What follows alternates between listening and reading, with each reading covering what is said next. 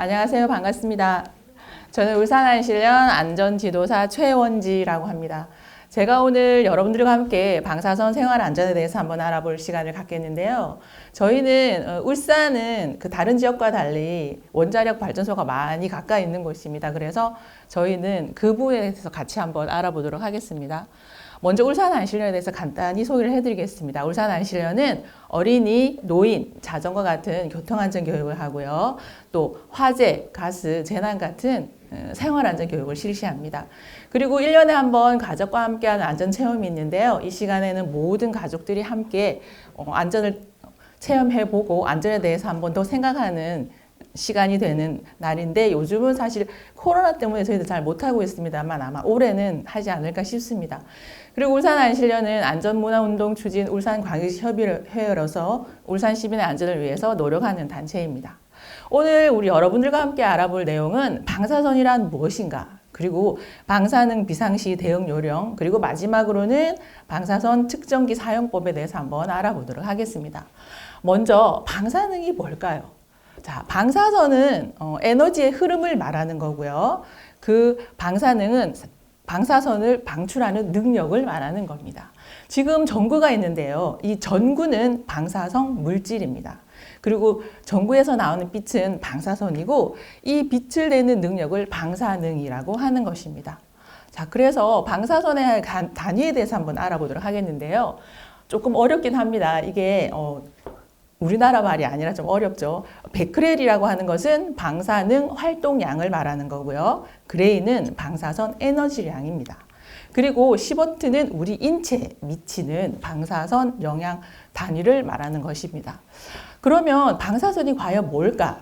두 종류가 있는데요. 자연 방사선과 인공 방사선이 있습니다.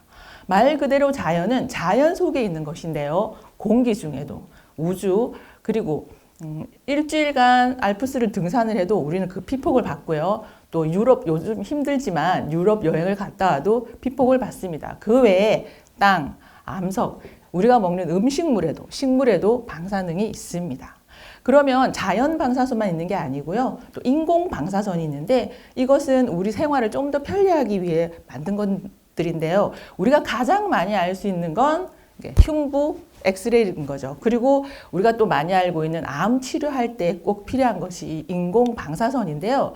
그뿐만이 아니라 또 생명 자원을 만든다거나 의료 또는 공업, 반도체 가공할 때도 필요하고요. 환경, 첨단 연구, 다양한 방면에서 우리는 이 인공 방사선을 이용해서 우리 생활을 좀 더 편리하게 하고 있습니다. 우리나라의 경우 일상생활에서 받는 평균 설량은 3.08mS인데요. 이건 나라마다 조금 다르긴 하지만 세계 평균으로는 2.4mS입니다. 우리나라는 미국과 비슷하게 3.08인데요. 이것은 우리가 살고 있는 지구, 아니 우주에서도 언제나 존재하고 있으며 우리는 매일매일 이것을 호흡하고 내보내고 있습니다. 그리고 우리가 방사능 하면 항상 생각하는 게 피폭에 관한 건데요. 피폭은 두 가지가 있습니다. 첫 번째 외부 피폭이란 몸 밖에서 내 몸에 맞는 방사선을 얘기하는 건데요. 지금 그림에서 보시는 것처럼 우주에서도 땅 위에서도 방사선이 나옵니다. 그리고 내부 피폭은 내 몸 안으로 음식을 통해서 혹은 공기로 호흡함으로 해서 우리가 얻을 수 있는 방사능을 피폭을 말하는 것입니다. 그러면 방사선의 종류는 어떻게 있고 어떻게 막을 수 있을까요? 방사선의 종류는 알파, 베타, 엑스레이, 중성자선 이렇게 있는데요. 다양하게 이들을 막을 수 있는 알파선은 종이 정도로, 그리고 엑스레이 같은 경우에는 두꺼운 납 정도로 우리가 막을 수 있습니다. 그리고 우리가 살고 있는 우리가 항상 방사선 하면 가장 두려운 게 이 원자력 발전소인 것 같은데요. 이 원자력 발전소는 원자력 에너지를 전기로 만드는 발전소입니다. 우리나라에는 이렇게 많은 원자력 발전소가 있는데요. 특히 우리가 살고 있는 울산에는 바로 위로 경주, 아래로는 부산에도 원자력 발전소가 있습니다. 그리고 울산에도 세울 원자력이 있고요.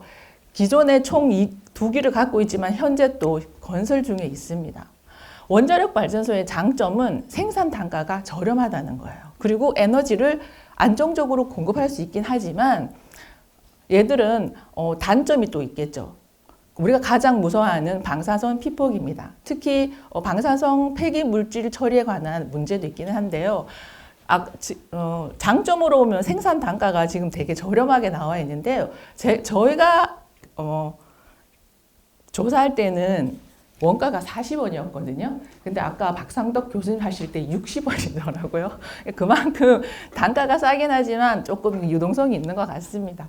그리고 방사선 비상시에는 세 가지 비상 요령이 있는데요. 백색이 있고 청색이 있고 적색 비상이 있습니다. 백색 비상은 원자력 건물 내에 유출이 됐을 때예요. 이때는 주민들은 그냥 평상시 활동을 하면 되고요. 청색 비상은 원자력 시설 부지 내입니다. 이때는 주위에 사는 주민들은 예의주시해서 대피를 준비해야 하고요. 적색 비상이 발령되었을 때는 부지 밖으로, 그러면 우리는 구호소로 갈 채비를 해야 합니다. 그러면 방사선 비상 상황을 어떻게 알려주냐면 이것은 원자력 발전소에서, 그리고 요즘은 TV나 라디오, 그리고 요즘에는 재난 문자도 많이 보내죠. 이런 방법으로 알 수 있습니다. 그리고 여러분이 아시는 것처럼 방사선 물질은 눈에 보이지 않습니다. 그래서 기상의 상황, 바람의 방향에 따라 달라질 수 있는데요. 이런 통보를 받으면 우리는 어떻게 해야 되느냐. 일단 실내에서는 문을 닫아야 합니다. 특히 에어컨이나 환풍기를 꺼야 하고요. 음식물을 꼭 밀봉을 해야 합니다. 그리고 밖에 있는 물건들은 집 안으로 들여놓는 게 안전합니다. 그리고 실외에서는 콘크리트 건물로 들어가서 안전을 취해야 되고요. 비가 후에는 흐르는 물에 손발을 씻고 꼭 옷을 갈아입어야 합니다. 그리고 만약에 안전지대로 대피할 때는 꼭 문과 창문은 잠그고요. 또 화재 예방을 위해서 전기, 가스, 보일러 전원을 꺼야 하고, 아주 이건 좀 독특한 건데요. 대피가 완료됐을 때 꼭 현관에 흰 수건을 걸어줍니다. 이것은 대피 완료를 표시하는 방법입니다. 그리고 우리가 대피를 할 때는 대피소로 가는 게 아니라 구호소로 갑니다. 그리고 내가 대피를 하지 못했을 때는 방사선 방호약을 먹어야 하는데요. 이것은 정부의 권고에 따라서 해야 합니다. 그리고 저희가 대피를 할 때 집결지와 구호소가 따로 있습니다. 집결지는 말 그대로 모여서 움직이는 곳인데요. 우리가 대부분 재난이 나면 여기는 구호소, 대피소로 많이 가지만 여기는 구호소입니다. 여기는 방사선 대피 시 사람들이 임시로 생활할 수 있는 곳이죠. 마지막으로 방사선 측정기 사용법입니다. 일단 전원은 기기를 켜고 끌 때 사용하는 것이고요. 전원을 켜서 35초에서 1분가량 지나면 작동을 하고 버전을 누르면 틱틱하고 소리가 나는 거예요. 그리고 측정 소리를 끄려면 버전을 한 번 더 누르시면 되는데요. 측정이 완료되면 전원을 누르면 됩니다. 그리고 측정 값은 위치에 따라서 변한다는 거 알려주시고, 측정기 단위는 마이크로시버트 퍼 아워라고 해서 시간당 단위를 알 수 있는 것입니다. 이렇게 해서 오늘 방사능 생활 안전에 대해서 알아봤는데요. 항상 여러분들 안전은 아까 아는 만큼 보이는 것 같습니다. 항상 안전하고 슬기로운 생활 하시기 바랍니다. 감사합니다.